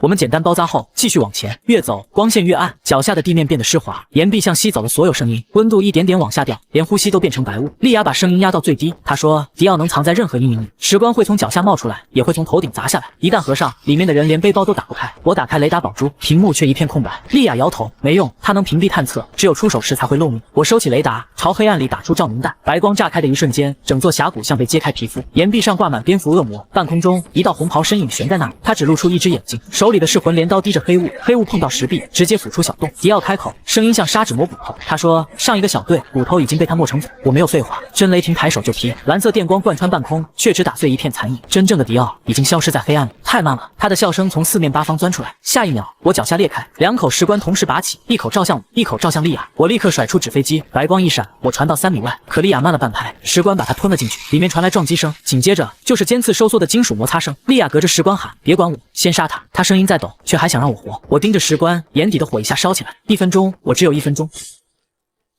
迪奥见我躲过石棺，挥动镰刀，黑色裂缝在我身后出现，石棺猛地把我关进去，四周全是冷石壁，身边也传来尖刺收缩声。迪奥的声音隔墙响起，他说：“那个小丫头还有40秒，而你也会死在这里。”我冷笑一声，混我，你还不够格。纸飞机飞出，空间涟漪展开，我瞬间回到峡谷控股。迪奥的笑容僵住，他第一次露出慌乱，他不信，又把我丢进第2座石棺，我继续传回来，第3座、第4座、第5座，他传送多少次，我就回来多少次。10几轮后，迪奥的呼吸变粗，镰刀上的黑雾也薄了，而莉亚石棺里的声音已经变得急促，他撑不了多久。我故意迈出破绽，让迪奥再次把我拖进石棺。那一瞬间，我甚至听见莉亚在石棺里撞击的声音变弱，她的时间正在被尖刺一点点吃掉。可我不能急，越急越会被迪奥牵着走。我必须让他相信，我已经被他逼到只会重复传送，只有这样，他才会露出真正的位置。迪奥果然上钩，他的本体从阴影里探出半步，镰刀尖对准石棺，准备欣赏最后一秒。就是这半步要了他的命。他以为我会照旧传回原地，可这一次，我先捏碎隐身药水。白光闪过，我没有出现在他正面，我出现在他背后。真雷霆早已蓄满，我瞄准他的后心，直接射出雷电。迪奥瞬间被闪电吞噬，他的红袍被轰穿，黑血喷了一地，他惨叫着摔落，噬魂镰刀脱手砸在地上。第2关 BOSS 恶魔领主不要倒下了，困住莉亚的石棺瞬间碎裂。他踉跄出来，他第一句不是喊疼，而是冲过来问我有没有事。我看着他，长长吐出一口气，还好赶上了，只差3秒。剩下的蝙蝠恶魔想逃，我和莉亚同时出手，雷霆扫过岩壁，圣光剑一支支点杀。半小时后，魔窟彻底安静。莉亚从迪奥尸体旁割下噬魂镰刀主刃，小心递给我。第2样核心材料到手，现在只剩龙焰之心结晶，只要拿到它，真伯爵之剑就能锻造。峡谷尽头立着一扇几10米高的石门，门缝里喷出滚烫热气，门后就是第3关，所有勇士都没能活着走出的邪焰龙巢。我们没有贸然进去。夜色落下，我和莉亚找了一个隐蔽山洞休整。火堆跳动，照着她苍白的脸。她擦着长弓，眼神却落在石门方向。她说：“邪焰雏龙太可怕，以前最强的3个勇士连首领的面都没见到，就被雏龙耗死。”我看着图纸，语气很稳，没有杀不死的 BOSS， 只有没找准的弱点。莉亚还是担心雏龙扑上来会自爆，不误会腐蚀皮肤。我淡淡一笑，并未多言，心中早已敲定完美战术。同时开启3张满级防御卷轴，3层能量护盾叠加成型，扛主龙焰冲击与雏龙第一波攻击，以真烈火催动赤焰洪流，正面硬汉雏龙首领的焚天龙焰，用极冰雪冰封蜂拥而至的雏龙大军，最后用真雷霆精准锁定雏龙首领要害，3把神器同时蓄力，同步爆发，一举剿灭所有雏龙，斩杀首领。就在这时，洞外传来极轻的脚步声，火光晃了一下，雷达宝珠上10几个红点正在靠近，龙巢死士追来了。我和莉亚对视一眼，同时喝下隐身药水，身体融进空气，呼吸也压到最轻。几秒后，10几个黑衣死士摸进山洞，恶鬼面具下只露出冷冰冰的眼睛，他们握着淬毒匕首，举着探测宝珠，四处搜索。领头的声音很低，却藏不住。他说：“必须在我们闯第3关前动手，不然等神器出世，巨龙大人会震怒。他们一步步逼近，我屏住呼吸，等最近的死士走到我面前。下一秒，我解除隐身，真轰天顶在他腹部，炮声在山洞里炸开，他连喊都没喊出来，就倒在墙边。几乎同时，莉亚三箭齐发，封喉3人，剩下死士惊醒，拔刀扑来。山洞里，火光和剑光同时爆闪，真烈火封住洞口，圣光剑穿过烟尘。10分钟不到，死士只剩最后一步。我用炮口把他顶在岩壁上，摘下面具，一张狰狞的脸露出来。我问他，巨龙还知道什么？第3关到底藏着什么弱点？他一开始嘴硬，可炮口贴上喉咙后，眼神立刻乱了。他颤声说，第3关的屠龙看似能无限再生，关键却在首领胸腔的心脏。只要轰碎这颗本源心脏，哪怕身躯完好，也会瞬间暴病陨落。只要首领一死，就能彻底断绝屠龙无限孵化的根源。我听完，心里最后一块拼图落下。第3关不再是死局，我给了他一个痛快。莉亚看着我，眼底全是惊喜。我低头看着3把武器：真烈火、极冰雪、真雷霆。明天我就把这害死无数勇士的邪焰屠龙首领送回黑暗里。第2天清晨，我们站在巨大石门前，门上的龙头浮雕狰狞张口，像随时要咬下来。莉亚握紧圣光长弓，她问我准备好了吗？我点点头，把厚厚一沓卷轴塞进她手里。等下你不用进攻，只管给我们套盾、加血、开增幅，卷轴无限用，别省，往死里用。莉亚重重点头，眼神比门上的龙纹还锋利。我们合力推开石门，沉重的摩擦声像一头巨兽慢慢醒来。门后是巨大的圆形广场，天空被紫色火焰映得发暗，几百只邪焰雏龙盘旋在空中，中央趴着一只30多米长的雏龙首领，符翼一展，热浪直接扑到脸上。他张开大嘴，怒吼着说：“渺小的人类敢闯我的巢穴，找死！”紫色龙焰轰然喷来，裹住10几米宽，像一条能吞城的火河。我大吼：“动手！”莉亚瞬间撕开防御卷轴，金色、银色、蓝色3层护盾叠在我们身前，龙焰撞上护盾，滋滋作响，光照被烧得狂震，却硬生生扛住。护盾外的地面已经融化，石头变成暗红色的流浆，热浪隔着3层屏障都能烤得脸疼。莉亚的手没停，卷轴一张接一张撕开，碎纸在她身边像雪片乱飞。雏龙群开始改变方向，从高空俯冲变成贴地滑行，他们想钻到护盾死角，周围上百只雏龙同时扑来，他们身体膨胀，准备自爆。我喊：“继续套盾，别停！”莉亚双手快到只剩残影，一层层护盾叠起，像透明城墙，雏龙在外面连环爆开，毒雾铺满广场。我站在护盾中央，3把武器同时出鞘，赤火、蓝冰、紫雷一起亮起，真烈火。赤红火流轰出去，正面硬汉紫焰龙息，2股火在半空挤压爆炸，热浪掀起碎石，整个广场像被掀开锅盖。第2击极冰雪，寒冰风暴横扫全场，扑来的雏龙一只只冻成冰雕，他们的自爆被强行打断，翅膀还张着，身体已经僵在半空。第3击真雷霆，暗紫雷芒在炮口拧成一条线，锁死首领腹部软甲。我喊莉亚，最后一层增幅。他咬牙撕开3张力量卷轴，3张速度卷轴，金光落在我身上，真雷霆的炮口亮到刺眼，给我周！3道攻击再次同时推出，烈火压阵，冰雪控场，雷霆绝杀。雏龙首领疯狂闪翼，想要躲开，可龙焰被火压住，鳞片被冰冻裂，腹部被雷光击中，他发出凄厉吼声，巨大的身躯砸在地上，整个广场都跟着一沉。首领一死，满天雏龙瞬间失去力量，冻住的冰雕咔嚓碎裂，化成一地黑渣。第3关 BOSS 邪焰雏龙首领击杀。莉亚愣了足足半分钟，然后她哭着笑了出来。她说：“我们闯过去了，那道从没人活着通过的死亡关被我们打穿了。”我走到首领尸体旁，用匕首剖开滚烫胸腔，热气扑上来，几乎烫伤我的手背。心脏深处，一颗拳头大的晶体正在跳动，紫焰在里面流转，像一枚烧不灭的星。龙焰之心结晶到手，它在我掌心跳动，像是要挣脱出去。我把龙焰之心结晶放进背包最深处，3样材料之间忽然产生微弱共鸣。钢铁战车动力核心是魂镰刀主刃，龙焰之心结晶，3样材料终于齐了。我抬头看向广场尽头，那里有一条台阶直通龙巢之巅，可我没有立刻上去，神器还没锻造，冲上去就是送命。我对莉亚说：“回勇士之城，找最好的锻造大师，等真伯爵之剑出世，就是恶龙的死期。”我们骑着疾风战马，半天赶回勇士之城。城门上的士兵先看见我们，整个人都愣住。下一秒，欢呼声从城墙炸开，像火从干柴里窜起来，瞬间烧遍全城。他们回来了，他们闯过了龙巢3关，街道两侧挤满居民，有人拄着拐杖，有人抱着孩子，眼泪却全在发光。3个月了，他们第一次看见巨龙不是不可战胜。莉亚对人群挥手，她的眼眶红了，嘴角却一直在笑。我看着这一幕，心里也被轻轻撞了一下。在末日游戏里，每个人都想赢，每个人也都想踩着别人火，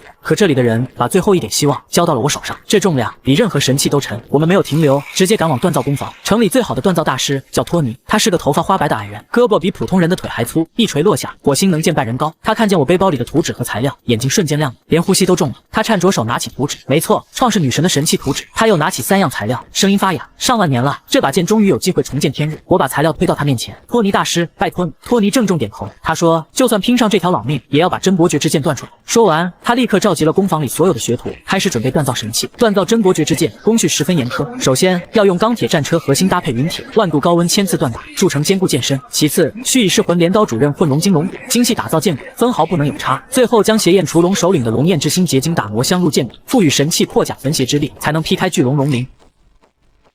托尼大师带着学徒们日夜不停地锻造，锻造声整整响了3天3夜。勇士之城的人也在工房外等了3天3夜。第3天清晨，第一缕阳光照进工房，淬火池里突然亮起一抹红光。托尼大师双手颤抖，从池中捧出一把长剑，剑刃修长，红光流动，剑柄龙筋像心脏一样跳。真伯爵之剑成了！托尼眼里全是泪。城外的人群听到消息，欢呼声像雷一样滚过街道。我走上前，握住剑柄，剑身微凉，重量却刚刚好。那一瞬间，我能感觉到点券金币也在发热，它们像隔着命运互相呼应。有了这把剑，巨龙的龙鳞不再是铁墙，他的心脏也不再遥不可及。莉亚也整装完毕，眼神无比坚定，决意与我并肩作战，斩杀恶龙。我握紧了手里的真伯爵之剑，对着托尼大师叮嘱：巨龙麾下的哥布林大军说不定趁虚偷袭，让他带领全城百姓严守指头。托尼握紧铁锤，重重点头。他说：“勇者大人放心，我们等你凯旋。”我没有再说，翻身上马，和莉亚再次冲向北方。这一次，风里不再只有硫磺味，还有一股压不住的战意。巨龙巴鲁巴托斯，你的死期到了。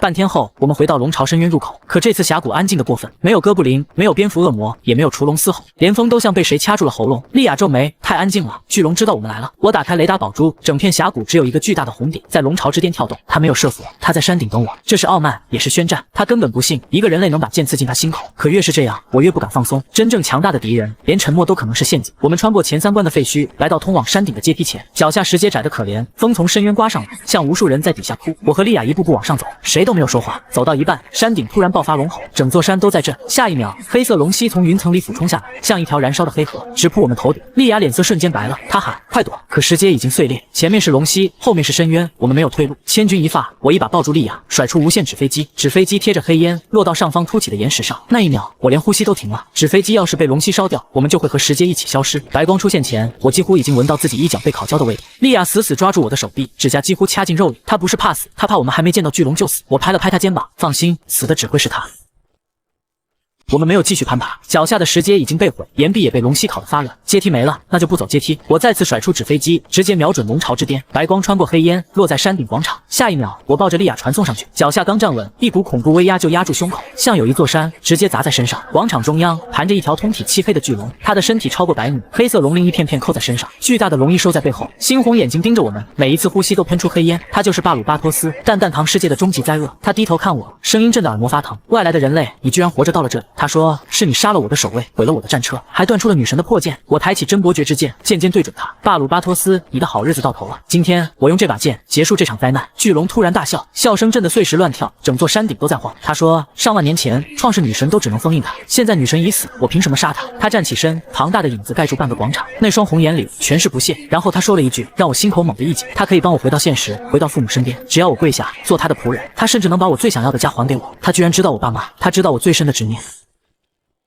我攥紧剑柄，指节发白，可我很快笑了。父母不是我的软肋，是我必须赢的理由。我冷冷一笑，想让我投降，你还不配。巨龙暴怒，黑色龙息再次喷出，地面瞬间融成岩浆。我推开莉亚，脚下真神风速度爆发，身体横溢出去，龙息擦身而过。莉亚立刻拉弓，10几支附魔剑齐射巨龙。巴鲁巴托斯翅膀一扇，黑色飓风卷出，箭矢还没靠近就被搅成粉末。紧接着，龙尾像钢鞭一样抽向莉亚，那一击要是命中，她会被当场拍碎。我瞳孔一缩，真轰天抬手开炮，炮弹炸在龙尾上，没破零，却让尾巴偏了1寸。就是这1寸，救了莉亚的命。龙尾砸在地上，裂缝瞬间爬满半个广场。莉亚推到我身后，脸色发白。我喊她牵制她的翅膀，别让她飞起来。我把力量灌入真伯爵之剑，剑柄上的龙筋亮起，火叮雷3色力量缠上剑刃。我瞄准巨龙胸口，挥出第1道剑光，红色刀芒破空而去，叮的一声，剑光打在黑鳞上，连一点痕迹都没留下。我的心猛地一沉，真伯爵之剑居然破不开他的鳞。巨龙狂笑，他说：“神器也要看谁来用，落在我手里不过给他挠痒。”下一秒，黑色火球像暴雨一样落下，锋刃封住四周，退路全被堵死。我开启所有防御宝珠，光盾一层层叠在前方，攻击砸上来，爆炸声连成一片，护盾裂纹疯狂蔓延。我喉咙一甜，鲜血喷了出来，太强了，他不是前3关能比的怪物。就在护盾快碎时，莉亚突然大喊，他的弱点在心脏位置的逆鳞。我猛地抬头，果然在他胸口正中有一片巴掌大的白色鳞片。不是真伯爵之剑没有威力，而是我没有击中他的弱点。可就在我看清弱点的瞬间，护盾轰然破碎，黑火和锋刃同时压下来。我一把抱住莉亚，用后背挡住第1波冲击，碎石和火焰砸在背上，疼得我眼前发黑，骨头像被拧断。我又吐出一口血，膝盖差点跪下。莉亚红着眼喊我名字，我咬牙站起，擦掉嘴角血。我不能倒，为了他，为了这座城，也为了现实里的爸妈。巨龙俯视我们，冷笑着劝我跪下。他说：“再反抗，我和莉亚都不会留下全尸。”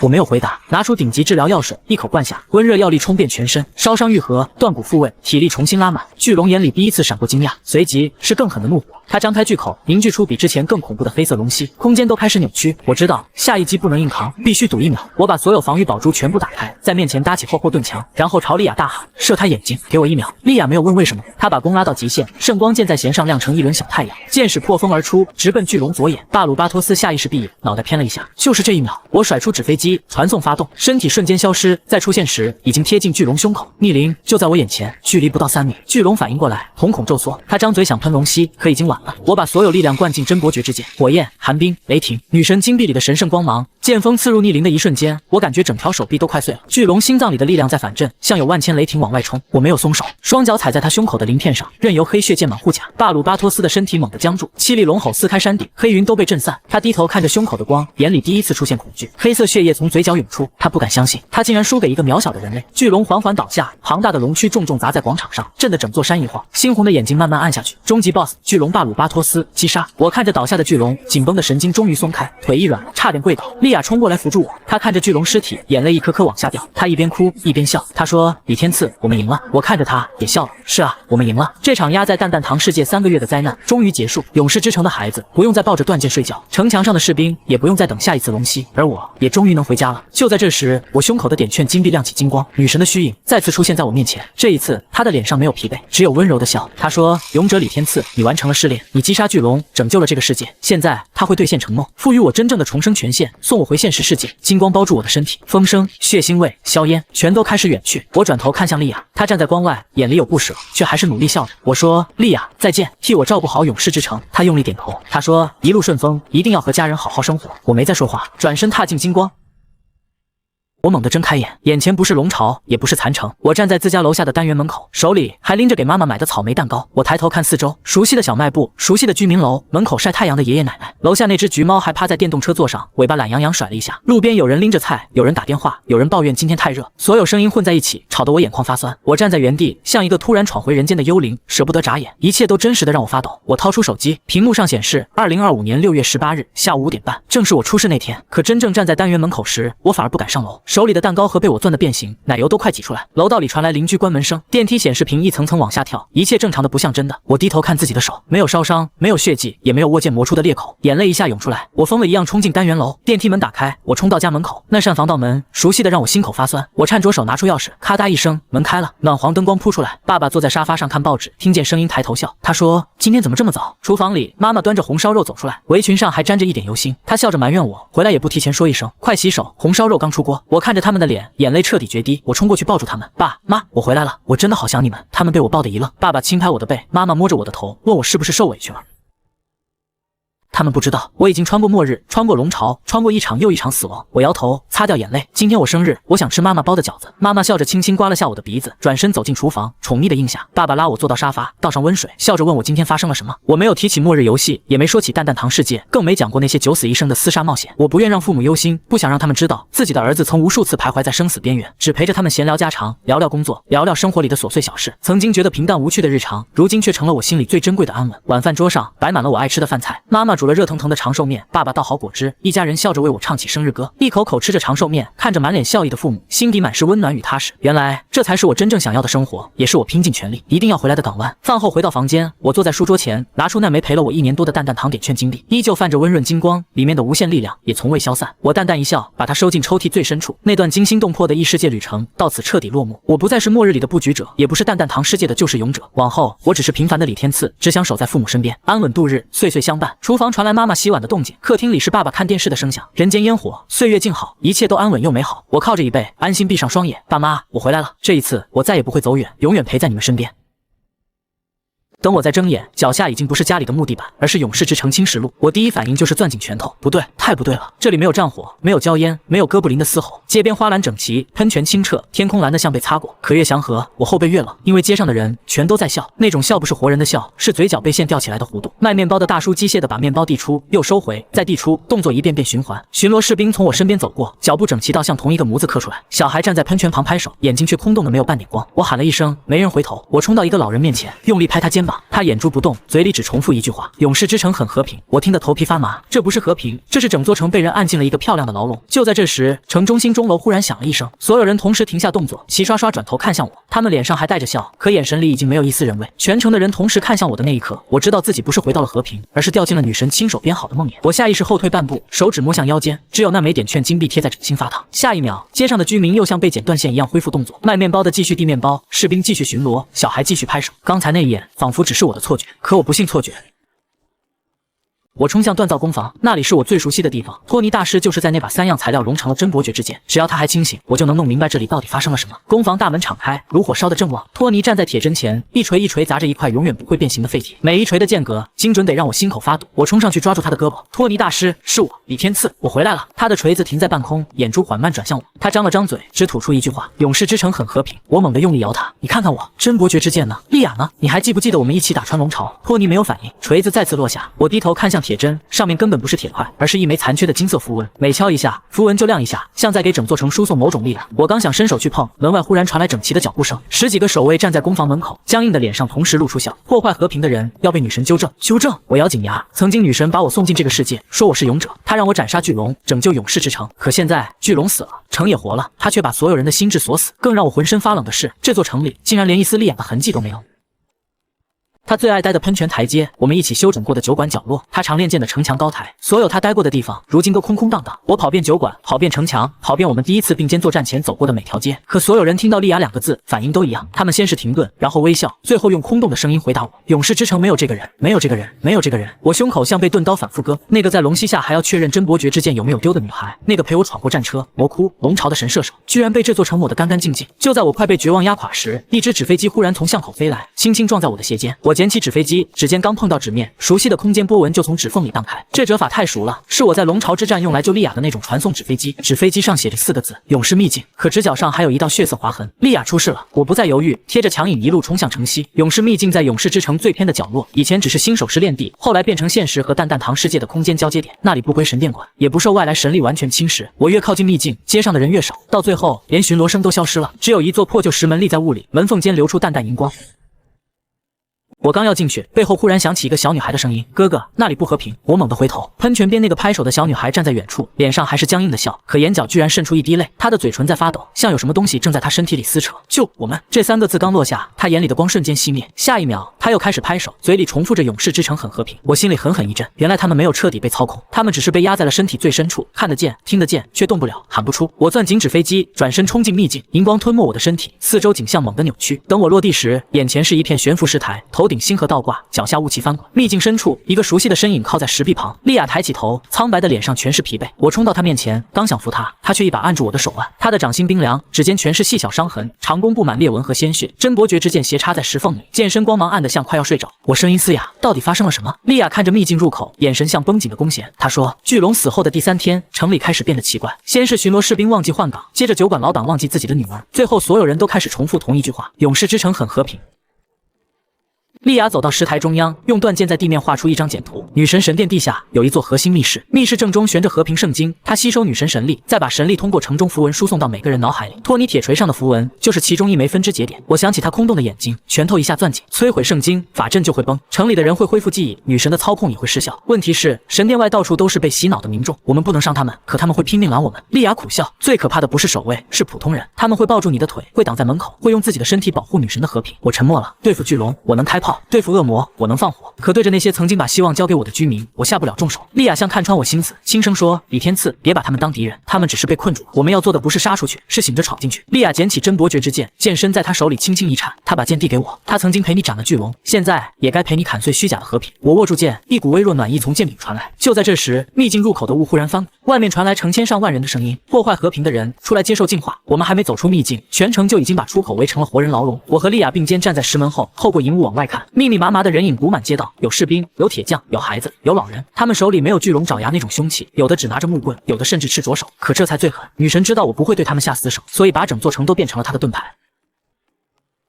莉亚低声说：“不能拖，秘境外的法阵在加强，再晚一点，女神可能连这里都能侵入。”我深吸一口气，把纸飞机夹在指缝里。我们不从正门走。她看向我，眼神一亮。我甩出第一只纸飞机，目标是街对面的屋顶。白光一闪，我抱着莉亚直接穿过人墙，落在瓦片上。底下的人群同时抬头，找到了，声音像潮水一样涌来。下一秒，无数石块、木棍、绳索朝屋顶飞来。我立刻从背包中拿出过孤盾牌，攻击被全部弹开。莉亚则拉开备用短弓，把一支支麻痹箭射在屋檐边，把爬上来的人定住。他们不喊疼，也不恐惧，只是机械的往上爬。我看得心里发寒，这不是追捕，是女神把活人变成一波又一波不会停的机关。我再次甩纸飞机，带着莉亚瞬移到钟楼顶端，远处神殿越来越近了。我低头看去，广场上人群密得连落脚点都没有。就在我准备硬闯时，一个熟悉的锤声忽然从远处传来。托尼举着铁锤，正一步步朝我们走来。被操控的托尼举起铁锤那一刻，我差点忘了他曾用同一双手断出救世神剑。他站在人群最前方，灰白胡子纹丝不动，眼神空得吓人。每往前一步，地面符文就亮一下，周围居民像收到命令一样同时让路。莉亚脸色发沉，托尼是锻造大师，女神一定把他改造成了移动节点。我看向他胸前，果然有一枚金色符文嵌在围裙下方，那符文和铁针上的一模一样，只是光更亮。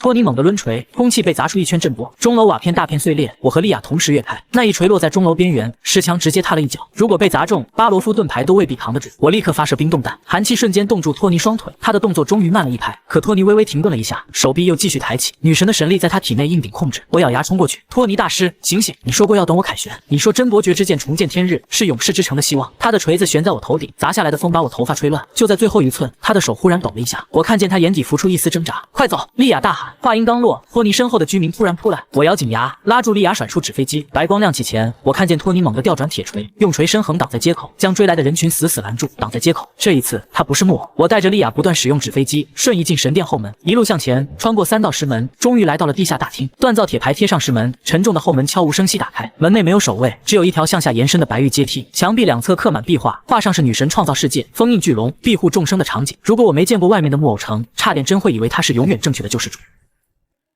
大厅中央，一枚散发着柔和金光的水晶悬浮在半空，那就是和平圣经。我盯着那枚和平圣经，心里却升起一股强烈的不安。太顺利了，顺利的不正常。女神既然能操控全城，不可能对我们的潜入毫无察觉，她更不可能把最重要的核心放在一个毫无防备的地方。我没有立刻动手，而是拿出一枚普通石子，朝着圣经扔了过去。石子刚碰到圣经周围的金光，整个大厅瞬间变脸，墙壁上的壁画全部扭曲，地面浮出密密麻麻的金色锁链，所有出口轰然关闭。头顶的吊灯碎裂，无数由金光凝成的尖刺从天花板落下。我瞳孔一缩，果然是陷阱。莉亚立刻拉弓，3支箭矢连发，打断了尖刺的凝聚。我举起伯爵之剑，挥剑一挡，把射向我们的尖刺全部偏转到一旁。假圣经爆出刺眼的金光，女神的声音从四面八方传来：“李天赐、莉亚，你们果然来了，我等你们很久了。”金光散去，女神的身影出现在圣经旁边，她一袭白衣，脸上带着悲悯的笑容，可那双眼睛里却没有半分温度。你们以为我会把真正的核心放在这么容易被找到的地方吗？假圣经瞬间碎裂，第一个幻影是我妈妈，她端着长寿面站在大厅里，眼眶发红，问我为什么又要走。第二个幻影是爸爸，他坐在沙发上，声音疲惫地说：“天赐，回家吧，别管这里了。”我的脚像被定住。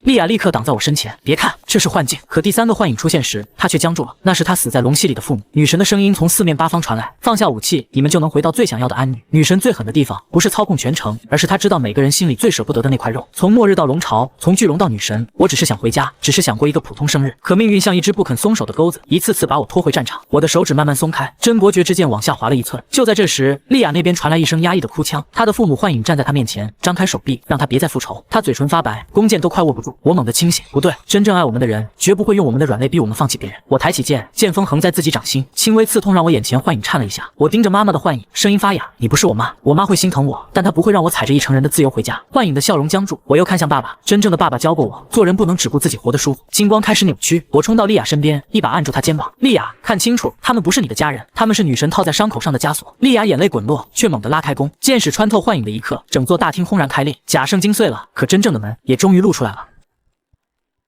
莉亚擦掉眼泪，重新站稳，她的眼神比刚才冷了很多。我知道女神已经彻底触碰到了她最后的底线。我把真伯爵之剑插入门缝，剑身上的龙晶亮起，光芒像钥匙一样钻进门缝之中。白色巨门缓缓打开，门后没有房间，只有一片悬在虚空里的金色湖面。湖面中央飘着一枚小小的水晶，那才是真正的和平圣经。可我刚踏进去，脚下湖水就映出无数张脸，那些脸全是勇士之城的居民，他们被困在水面之下，嘴巴无声开合，眼神痛苦又清醒，他们在求救。我的胸口猛地一紧，女神把全城人的意识都压进了这片湖里。我们向前走一步，湖水就伸出金色手臂，想把我们也拖进去。莉亚拉弓射断手臂，可断掉的金光很快重新凝聚。我立刻对湖底发射数十发冰冻弹，寒气瞬间铺开，把伸出的手臂冻在半空。我们踩着冰层冲向圣经，距离只剩10米时，女神终于现身。她站在圣经前，白袍无风自动，脸上还是那副悲悯表情。李天赐，你为什么总要把战争带回来？我停下脚步，剑尖指向他。我带回来的不是战争，是选择。女神轻轻摇头，选择会带来欲望，欲望会带来争斗，争斗会带来死亡。你虽斩了一条巨龙，却救不了人心里的恶龙。他抬手，整片金湖沸腾。那我就替所有人永远关上那扇门。女神抬手的那一秒，我脚下冰面全碎了，金色湖水冲天而起，像无数锁链缠向我和莉亚。我挥剑斩断面前的光链，莉亚翻身后撤，3支箭矢连射女神眉心。可箭矢刚飞到一半，就停在半空，像被一只无形的手掐住。女神轻轻一挥手，剑全部碎成光粉。它比巨龙更难对付，巨龙至少有实体，有逆鳞，有心脏，女神却是这片星域的主人。她一念之间，湖水就是兵器，圣经就是城墙，所有被困的意识都是她的护盾。我不能乱砍，每一箭落偏都可能伤到湖底那些居民的意识。莉亚显然也明白这一点，她的剑开始变得克制，只射向女神，逼她移动，不碰湖面人影。女神看着我们，眼神里有些失望，你们太软弱了，真正的救世必须敢替众生做决定。我冷笑着躲开一道光刃，替众生做决定，你问过他们愿不愿意吗？她声音突然拔高，等他们恢复自由，他们会重新争吵，重新嫉妒，重新拿起武器，到时候又会有人死，又会有人哭。莉亚眼眶通红，却没有退。她说：“我当然怕战争，可我更怕所有人连哭和笑都不属于自己。”这句话落下，真伯爵之剑忽然亮了一下，湖底几个居民的眼睛也跟着亮起微光。我心里一动，原来圣经不是只能用剑砍，自由意志才是他真正的克星。我终于明白，摧毁和平圣经的关键不是蛮力，而是让被困的人自己醒过来。我放弃正面进攻，反手从商城买下特效喇叭。莉亚看到我掏出这些东西，愣了一下，随即明白我的意思，她替我挡在前方，弓弦连发，把女神逼退半步。我把扩音喇叭调到最大，对着金湖大喊：“托尼，你还记得真伯爵之剑出炉那天吗？你说就算拼上老命，也要把希望断出来。”湖底某个矮人的脸猛地颤了一下。我继续喊：“城墙上的少年兵，你曾经对我说拜托了，那不是女神让你说的，是你自己把勇士之城交给了我。”几张年轻的脸开始挣扎。还有我是莉亚，我和你们一起并肩作战过，我们一起守过城门，一起打过巨龙，一起笑过、哭过、拼命过。你们不是木偶，你们是我最亲爱的家人。他的声音穿透金光，直直扎进每一个被禁锢的心底。湖底的人影瞬间沸腾，纷纷抬起手，拼命拍打禁锢着他们的金色水面。女神厉声说：“够了，这些琐碎的欲望只会滋生痛苦。”我盯着他，一字一顿：“痛苦也是他们自己的，你没有资格替他们删除。”莉亚眼泪落下来，却笑了。湖底忽然传来第一声模糊的呼喊，我记起来了。紧接着，更多声音从水下冒出，我记得我是谁。和平圣经的光第一次出现裂纹，圣经裂开第一道缝时，女神的悲悯面具也裂了。她不再温柔，也不再劝说，她抬手照出无数金色长矛，矛尖全部对准湖底那些刚刚觉醒的人影。既然自由会让你们痛苦，那我就重新让你们安静。我瞳孔一缩，她要强行重置所有人的意识。莉亚怒吼一声，剑矢连成一条白线，硬生生截住半空长矛。我也挥出真伯爵之剑，剑光横扫，把靠近湖面的金矛全部劈碎。可长矛太多了，女神把整座法阵的力量都抽了过来，天空向下起金色暴雨，每一根矛落下，湖底就有人影痛苦扭曲。不能这样好！我瞬间从背包拿出个孤盾牌，直接在湖面上叠出一座半圆护盾。莉亚站在护盾边缘，剑指女神，声音冷得像冰：“你说你害怕死亡，可你现在做的事和巨龙有什么区别？”女神身体一僵，莉亚继续往前走。巨龙用火烧城，你用水晶锁心；巨龙让人死，你让人生不如死。你们只是披着不同外壳的灾难。这句话像一支箭，精准射进女神最不愿承认的地方。她眼里闪过痛苦，随即变成更深的偏执。你懂什么？我见过世界一次次毁灭，我创造他们，就有责任替他们挡下所有未来的苦难。我大吼：“那你有没有想过，你挡下苦难的同时，也挡下了他们的爱、勇气和希望？”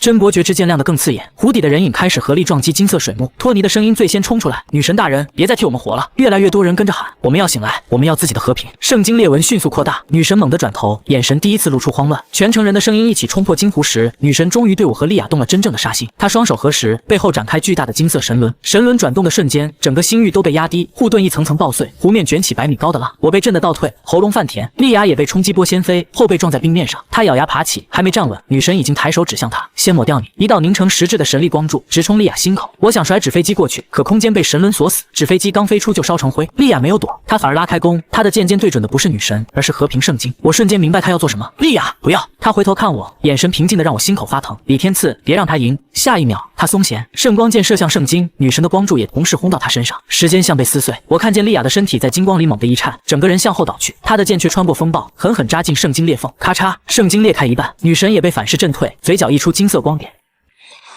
我冲过去抱住莉亚，她的气息微弱，手指却还死死抓着断弓。她艰难看着我，嘴唇动了动。自由不是你一个人的账。我眼睛瞬间红了。女神站在远处，脸上终于没有悲悯，只有疲惫和疯狂。她抬手准备补上第二击，而我怀里的莉亚已经快连呼吸都撑不住。莉亚倒在我怀里的那一刻，真伯爵之剑像听见了整座城的心跳，剑身猛地震动，托尼的锤声，小女孩那句救我们，城墙少年兵的拜托，还有莉亚陪我冲上龙巢之巅时的呼吸，全都化成光涌进我掌心。女神站在破碎金湖前，冷冷看着我，她说：“只要我愿意重塑法阵，莉亚就不会再痛，所有人都不会会再痛。我慢慢把莉亚放下，用最后一层护盾护住她。不会痛不等于活着。我抬起头，眼前全是刺目的红。真伯爵之剑爆出前所未有的光，千万被操控居民对自由的渴望。莉亚与我一路并肩的羁绊，还有我心里那股不肯低头的意志，全都压进剑锋。女神背后神轮暴涨，金光像山一样砸来，我没有退。第一剑劈开神轮，第二剑斩断锁链，第三剑我踏碎金壶，剑尖直指女神心口。她终于后退了。那一瞬间，我看见她眼里不是威严，而是恐惧。我怒吼着挥出最后一剑，剑光穿过整片星域，直接击溃她周身神力，把她狠狠震落在破碎圣经之前。女神败了，可莉亚的呼吸也越来越轻。我抱着奄奄一息的莉亚，剑锋抵在女神面前，只差1寸就能彻底结束这一切。我盯着她，声音哑到像被火烧过。我已经斩杀巨龙，拯救了这个世界，我只想和身边的人安稳度日。你为什么非要毁掉这一切？女神坐在碎裂的金光里，再没有高高在上的样子。她看着外面正在挣扎醒来的勇士之城，眼神里只剩疲惫和偏执。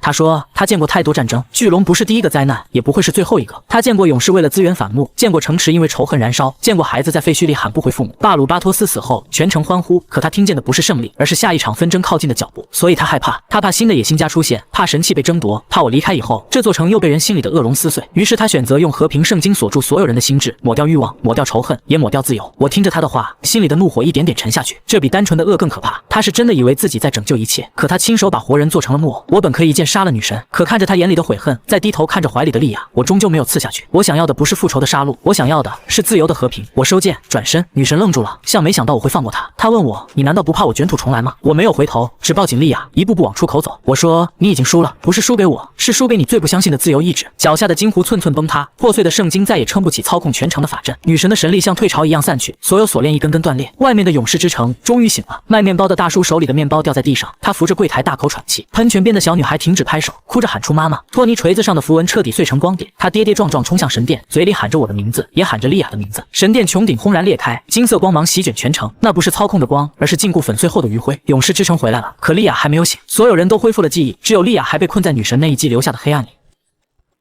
我把他抱进治疗室时，整座城都安静了，没人欢呼，也没人庆祝。那些曾经被他救过的人，那些被迫追捕过我们的人，全都站在走廊外，红着眼不敢出声。所有村民全都围了上来，顶级治疗药水一瓶接一瓶用下去，圣光法阵一层层亮起。莉亚身上的伤慢慢恢复，呼吸也稳了一些，可她始终闭着眼。托尼检查完，声音沉得像铁。女神那一击伤到的是意识，身体能治，灵魂只能等她自己走回来。等，我最讨厌这个字，在末日里，等通常意味着失去，可这一次我只能等。这场较量结束后，我觉醒了自由穿梭现实世界与蛋蛋堂世界的能力。无限点券金币的光芒在治疗室里交织，撕开一扇小小的门，门那边是我现实世界的房间，门这边是我拼尽全力守护，如今终于重获自由的勇士之城。我伸手穿过这道门，摸到了自己的书桌，真实的木纹，真实的温度。我终于不用再在两个世界之间做残酷选择。白天我回到现实陪爸妈吃早饭，夜晚我回到勇士之城守在莉亚床边。我不停地给莉亚讲两个世界发生的故事，讲托尼终于把自由之弦修好，挂在他床边等他亲手拉开，讲少年兵已经能一箭射中靶心，却还嘴硬说比他差远了，讲小女孩折了100只纸飞机，每一只都写着醒来以后一起去看灯，讲雨水打在窗台上的声音，讲公交车挤得像哥布林军团，讲爸爸偷偷给我留的那块蛋糕。莉亚依旧安静睡着，可有一晚我讲到饺子时，她的指尖轻轻动了一下，很轻，轻的像风碰了一下纸飞机。我猛地握住她的手，连呼吸都不敢重。窗外勇士之城的灯一盏盏亮起，我低声说，莉亚，我会一直讲，直到你醒来的那一天。